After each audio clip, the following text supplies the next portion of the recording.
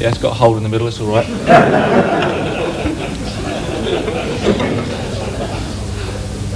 Am I doing anybody's trick shot? I'm not, am I? I just thought there's no cues, are there? We all have to make sure we don't poach other people's trick shots, because everybody says, that's my trick shot. So they're all about 25 years old, isn't there? Nobody's trick shots, but we'll do.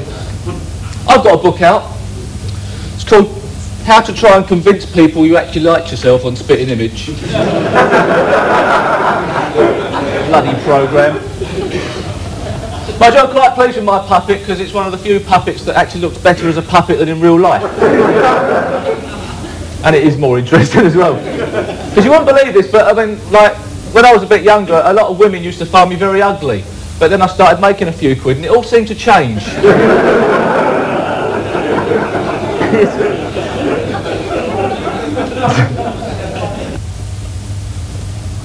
In the words of all true professionals, I'm going to have one practice go at it, but if it works, it counts.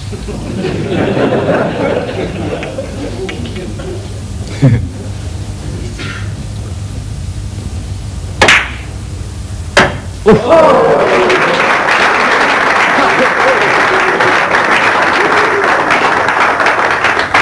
other two reds were just bonuses because you've been such a good audience all night long. A lot of people think that I don't like Alex, that we hate each other. It's not true. I worship the ground that's coming to him, I really do. No, it all started because Alex said he hated me. It's not, it's all this, it's a load of rubbish. So what the papers put in is a load of rubbish, right? They do put some in.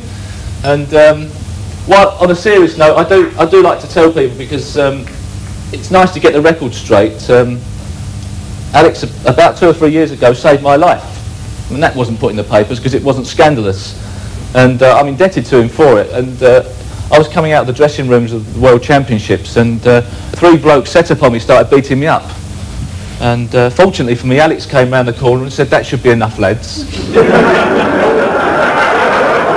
was a big scandal in the paper. It was about the drug scandal. Did you read about that? It was in the daily chip wrappers like the Sun, and the one with only one page that's correct. That's the television page. Right.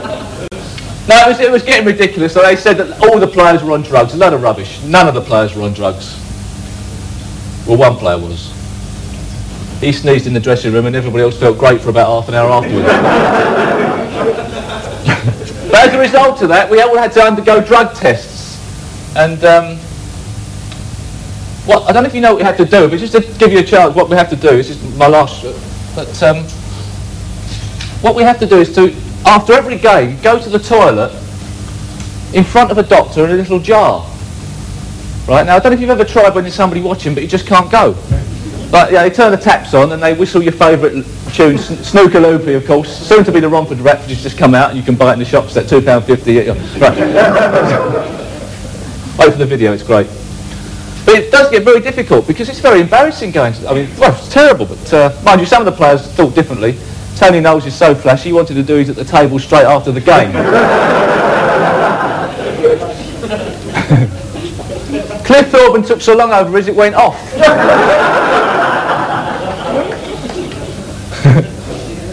Some players got it a bit wrong. Alex Higgins studied 3 days for his test.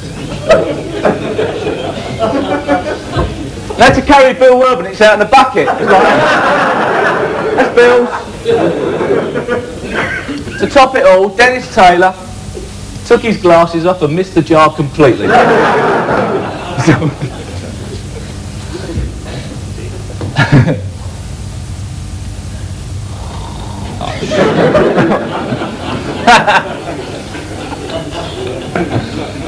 Okay, just for my final trick shot, this is the hardest one I do know, and looks quite impossible. I'm going to try and pop the black ball in the corner pocket there. I'm going to strike the white ball into that 2-ball set. The second red comes off the side cushion, hits the 5-ball set, and that sends the black along the top cushion. Meanwhile, the white ball comes off the first red, cannons that red out of the way, the black then goes along the top cushion and off that red into the pocket. Thank you very much.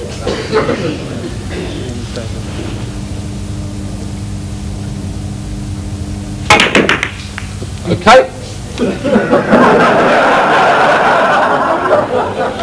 That's just to give you an idea of how it's going to be played, alright?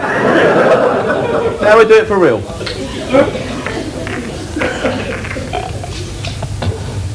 Willie's got a new advert out for a new shampoo called Shoulders. Sorry, Will.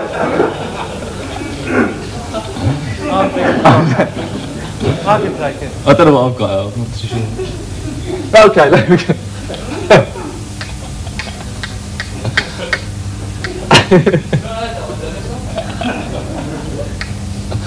Right, black ball.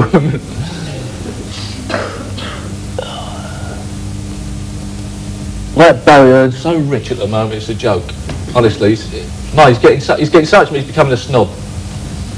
He's a bit of a snob. He used to be my friend, now he's just a snob. He won't even drive in the same car as his chauffeur. It's getting stupid. He's got a lovely house though. He's got a beautiful garden as well. It's called Essex. Right, black ball, corner pocket. Lovely.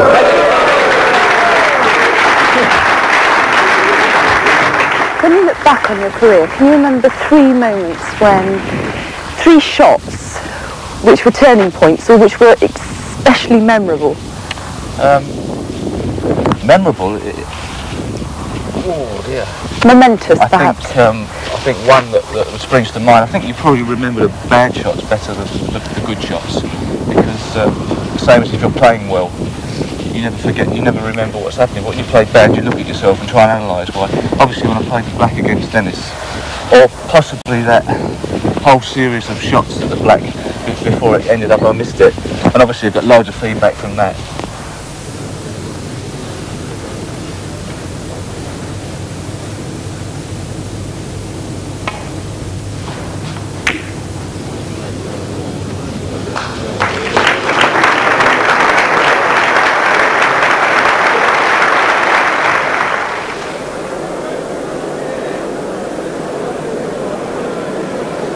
Once again, please, thank you.